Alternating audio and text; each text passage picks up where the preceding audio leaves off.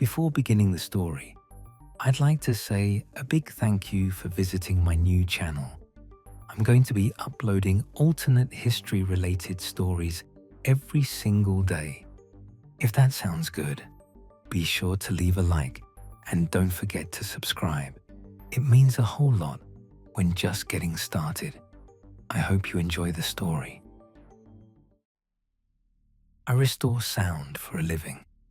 Damaged recordings, degraded tapes, audio that has been sitting in someone's basement for 40 years, collecting the particular kind of decay that time and humidity and neglect produce. I take what's broken and I rebuild it. I remove the noise and recover what's underneath and make the inaudible audible again. I've been doing this for 7 years and I'm good at it in the specific way that comes from doing one thing long enough that it stops being a skill and starts being a reflex. I work alone in a treated room, acoustic foam on every wall, heavy rug on the floor, every surface designed to kill reflected sound and give me the cleanest possible listening environment. I have headphones that cost more than most people's monthly rent and software that requires a learning curve most people won't commit to. I sit in that room with the door closed for most of my working hours and I listen to things that were once broken and I fix them. I have a precise relationship with silence, more precise than most people, because most people don't spend their days in a room engineered to produce it. I notice gradations in silence, the way a printer notices gradations in white. The difference between a room that is quiet and a room that is actually quiet is something I can hear in the first 30 seconds of being in a space. It's professional habit at this point. I don't choose to do it. It just happens. I'm telling you this because what happened to my hearing is something I can describe accurately, and accuracy is the best thing I have to offer here. Not explanation, not resolution, just a precise account of what occurred and what has persisted from someone who has the vocabulary for it. The contract came through in late October. A documentary production company putting together a feature on the Apollo 11 mission was working with a set of original mission audio tapes sourced from a private collector. The collector had purchased them at an estate sale, provenance murky but authenticated, and the tapes were not part of the official NASA archive. The production company needed the audio cleaned and restored before their team could assess what they had. I took the job. Historical audio restoration is some of the most interesting work I do, and Apollo material, authenticated or otherwise, was not something I was going to pass up. The tapes arrived and I set up and started working, and for the first 2 days, everything was exactly what I expected. Mission chatter, ground control exchanges, the background hum of mid-century recording equipment doing its best with mid-century technology. Technically interesting, historically significant, professionally engaging. I moved through it steadily and at a good pace. On the 3rd day, I reached the section covering the 2-minute transmission loss. If you're not familiar with it, here's the short version. During the Apollo 11 lunar landing, there was a period of approximately 2 minutes during which the transmission between the lunar module and ground control was interrupted. The official explanation is a technical anomaly, an issue with antenna positioning during the descent. It's been written about and filed away. The gap has been explained to the satisfaction of the people whose job it is to be satisfied by explanations. And that's where it sits in the official record. The tape did not contain 2 minutes of silence. I noticed it the way I notice everything in a recording, which is before I consciously decide to notice it. My ears caught it before my eyes caught the waveform display. Something was present in that section of tape that the static and degradation had been sitting on top of for 50 years. Buried deep, edges soft from decay, but consistent across the full 2-minute span. Not noise, not signal bleed from an adjacent channel, not the mechanical hum of the recording equipment, which has a signature I know well enough to recognize in my sleep. Something that was in the environment the microphone was sitting in, that the microphone caught, that made it onto the tape and stayed there. I noted it, I flagged it, I began the restoration. Mapping unfamiliar audio before attempting repair is standard practice.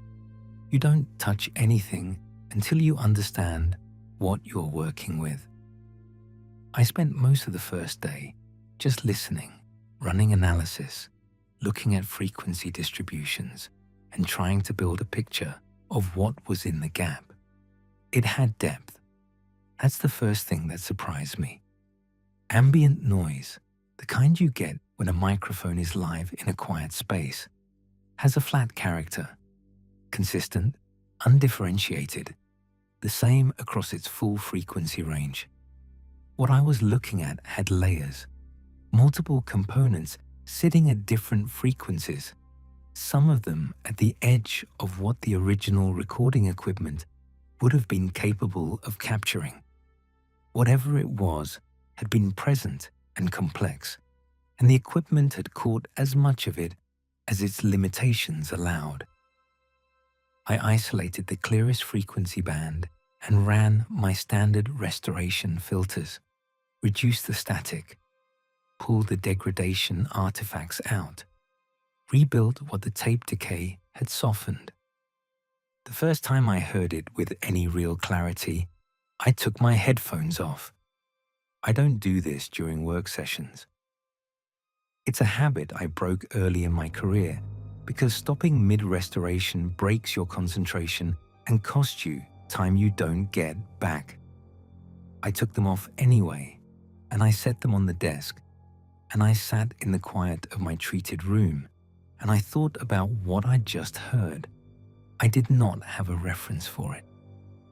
7 years of this work means I have a mental library of essentially every sound that recording equipment picks up in every environment, interference patterns and mechanical resonance and acoustic bleed and the 100 varieties of noise that pass themselves off as signal.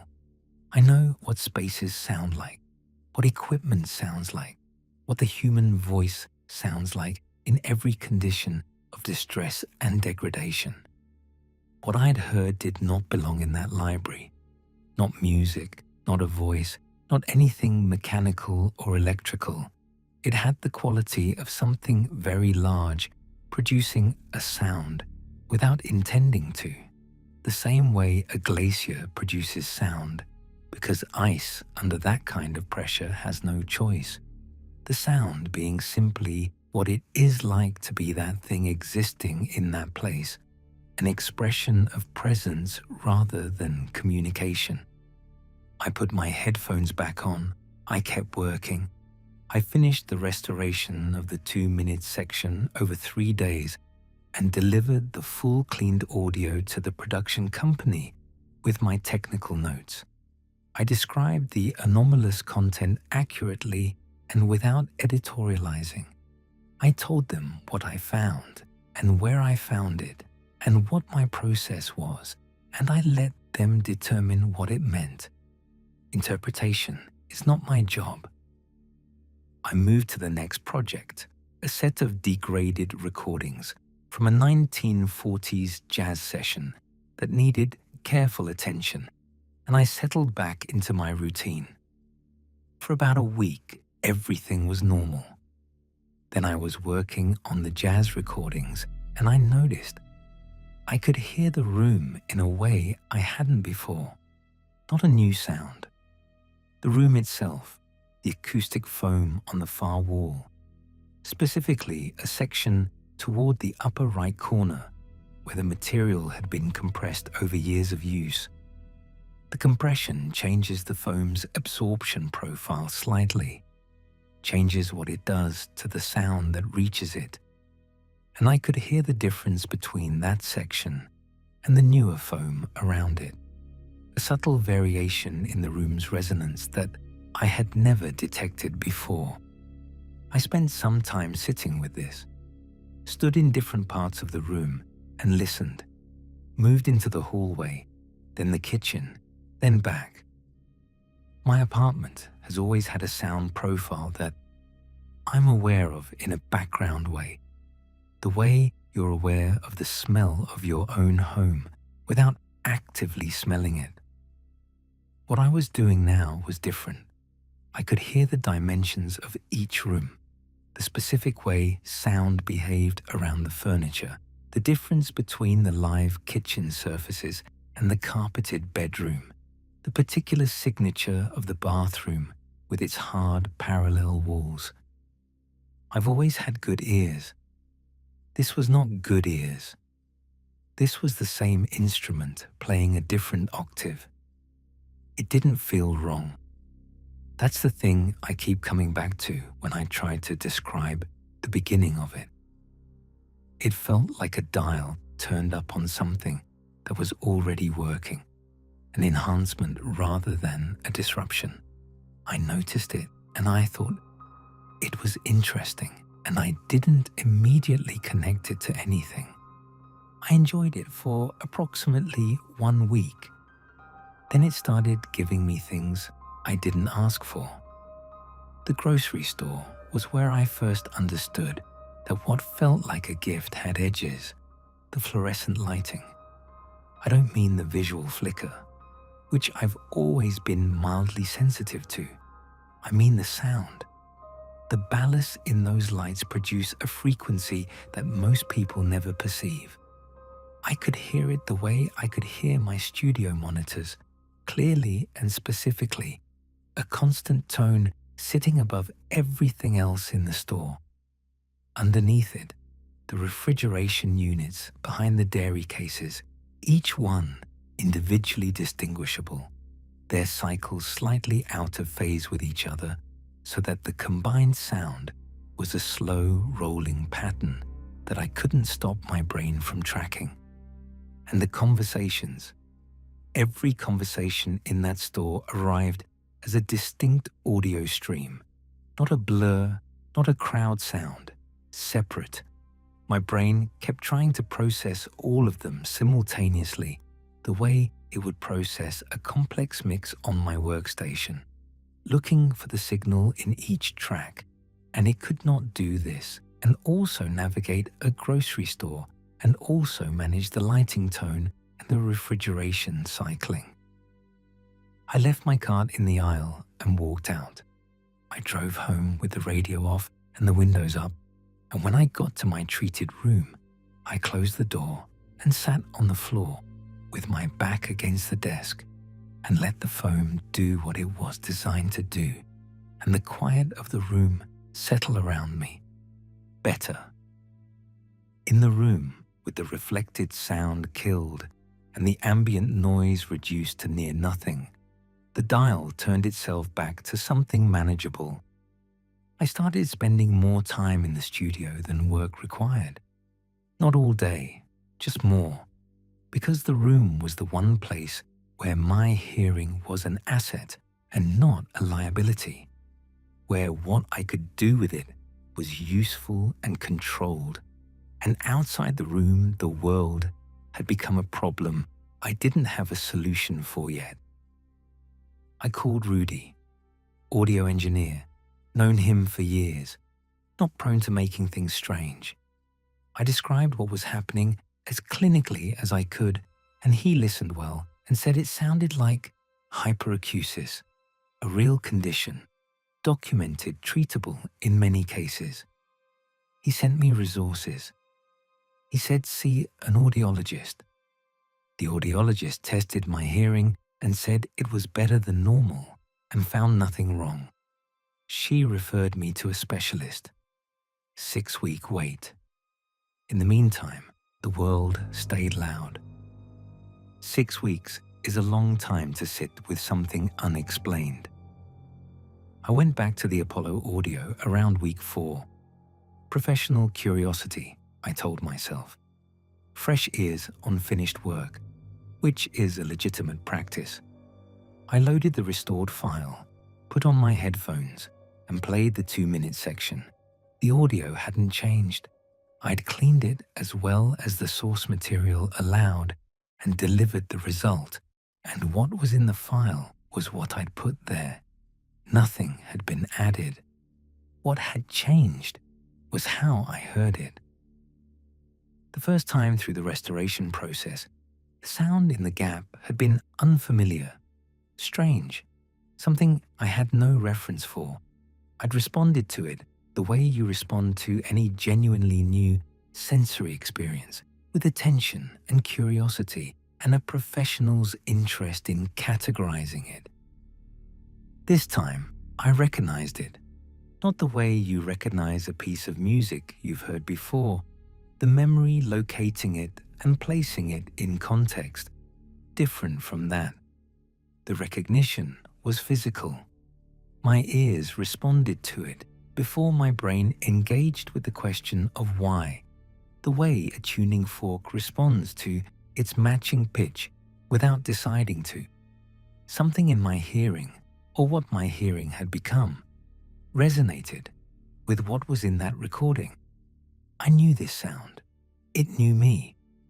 Or something in my auditory system had been changed enough by 3 days of careful, close, professionally precise listening that it was now calibrated to what I'd been listening to. I took the headphones off slowly this time. I thought about the lunar surface. No atmosphere, no medium for sound to travel through. Whatever that microphone had recorded during those 2 minutes should not exist in the acoustic sense, because sound requires something to move through, and there is nothing to move through up there. The fact of the recording existing meant that whatever I'd been listening to did not need atmosphere to propagate, which meant it did not need atmosphere to travel, which meant that what it needed to move through was something else entirely. I sat with that for a long time in my quiet room. The production company called the following week. A check-in call, they said, with a sound specialist named Dr. Hale, who had been consulting on the documentary. I took the call from my studio, door closed, headphones off. Dr. Hale was precise and professionally careful, the kind of careful that communicates that the person has decided in advance how much they intend to say.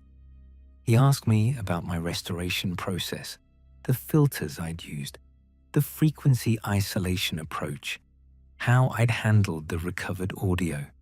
I answered everything accurately. I knew my work, and I was confident in it.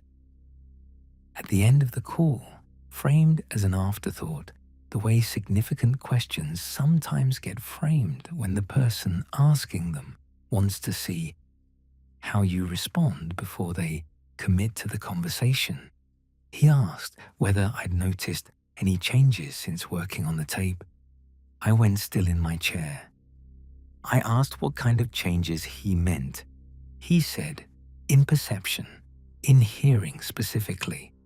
I asked how he knew to ask. He was quiet for a moment. The kind of quiet that is someone making a decision. He said that when the tapes were first reviewed by the collector who purchased them, the collector had hired a technician to do a preliminary assessment of the content. He said that technician had reported changes to their hearing in the weeks following the review. He said the collector chose to sell the tapes rather than continue with them after being informed of this. I asked him what was on those 2 minutes of tape. He said the honest answer was that no one had been able to determine it definitively. He said the working theory, among the small number of people who had listened to it and retained enough equilibrium to discuss it afterward, was that the microphone had captured something ambient to the lunar environment during the dropout, something simply present there, the way background radiation is present everywhere, something the recording equipment had been sensitive enough to catch the lower frequencies of. He said the effect on human hearing appeared to be temporary in most cases. I asked what he meant by most cases. He said the collector's technician had recovered normal hearing within about 4 months. No lasting effects reported. He said this in a tone intended to be reassuring. It was partly reassuring. He did not address the cases that were not most cases. I did not ask him to. I made that decision in the length of his pause deliberately, the same way I decided not to look up Cassidy in the Everest coverage, the same instinct that tells you some information changes you without improving your situation. I didn't want it in my head. I chose not to know. We ended the call professionally. I thanked him, and he said to reach out with any further concerns, and I said I would. I sat in my treated room and I listened to the building around me, all of it, the pipes in the walls and the couple on the floor above, moving through their evening, and the traffic outside, and the refrigerator in the kitchen cycling on, and the particular tone the window makes when the wind is from the north. All of it arriving clearly. All of it more present than it had ever been. It's been a few months now. I'm still in my apartment. I still work in my treated room, and I still close the door when I'm working, and I'm still better at my job than I was before October. The worst of it has eased. The grocery store is manageable now if I go during quiet hours, early morning before the lunch crowd, and if I don't stay long. I can sit in my living room in the evening without the building's ambient noise becoming something I have to actively work against. The fluorescent lighting issue has faded to a background awareness rather than a constant foreground demand. I have made accommodations, and the accommodations are mostly working. My hearing is still sharper than it was. I've stopped expecting this to fully reverse. Dr. Hale's follow-up email said 4 months for the collector's technician, and 4 months has come and gone, and what I have now seems to be what I have. A permanent calibration, an instrument that was adjusted and did not adjust back all the way. I don't take the Apollo job as a reference. The documentary came out. They sent me a copy, and I watched it once, in my studio with the door closed and the volume at a level I could control. The 2-minute gap is in the film, discussed as one of the enduring mysteries of the mission, the transmission dropout never fully explained. The audio I restored plays under the narration as texture, treated as recording artifact, the anomalous content sitting inside the official explanation like it belongs there. I watched that section with my eyes closed. Through documentary speakers, the cleaned audio sounds thinner than it did in my studio, more distant. The frequency range that a consumer setup delivers is narrower than what I was working with, and the sound loses something in that narrowing, arrives flattened, a sketch of what I heard rather than the thing itself. The 6 billion people who will watch that documentary will hear a version of it, an outline. I thought about whether that was a loss or a protection, and I still haven't come down cleanly on one side. The tapes are in an archive in California now. Dr. Hale mentioned this in his follow-up. Filed and catalogued and accessible to researchers with appropriate credentials. Somewhere, a future audio technician will pull the accession number and request the tapes and sit down with their equipment and their headphones and begin the work of listening carefully. I think about sending them a note, something brief and professional, a heads up. I think about this, and then I think about what the note would say, and I can't construct a version of it that sounds like something other than a warning that will either be ignored or make the person more curious. And making someone more curious about this particular subject is not something I'm willing to do. What I keep returning to is the recognition. The second time, I listened to the restored audio and felt my ears respond to it before my mind engaged with why. I've described this to myself many different ways over the past months, and the description I keep landing on is the one that feels least comfortable and most accurate, which is usually how the right description announces itself. It heard me back. Not as intention, not as communication in any sense I can map to something human. The same way the sound itself was not communication, not a signal sent from something trying to reach something else. It was ambient, present. What it sounds like to be that thing existing in that place. It didn't target me, and it didn't choose me. And when it registered my presence, it did not do so with anything resembling awareness. But it registered 3 days of careful listening in a room designed for exactly that kind of precision, and whatever it is, became aware of being listened to the way a room becomes aware of a sound. Not with intention, but with physics, and something in the physics calibrated in both directions. I made inaudible things audible. That is my job. That is what I am good at. I did my job precisely and well, and the thing I was listening to extended the same professional courtesy. My treated room is the quietest place I have access to, and I spend more time in it than I used to. Not hiding, working. The room does what it was designed to do. Kills the reflected sound and gives me the near silence I need to hear recordings clearly. And in that near silence, everything outside the room stays outside the room where it belongs. The wind comes from the north tonight. The window makes its particular tone. Somewhere in the building above me, someone is watching television, and I can hear the dialogue if I let myself, which I don't. I keep the door closed. I keep the dial at a level I can work with. And I have become, despite everything, a better listener than I was before. I'm not sure yet what to do with that.